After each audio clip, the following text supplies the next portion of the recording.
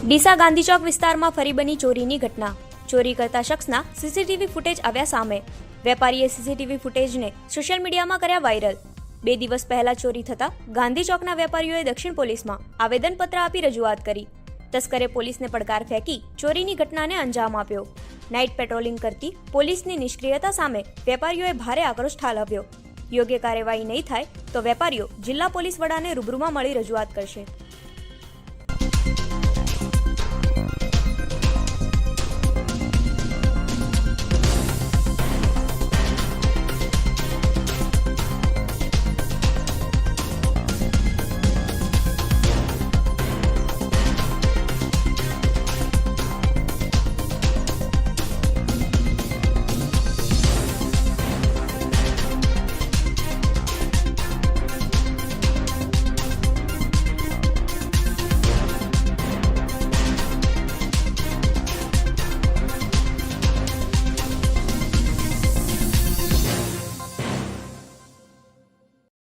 ગુજરાતીમાં શેર બજાર શીખવા માટે આજે જ નીચે આપેલા નંબર પર સંપર્ક કરો।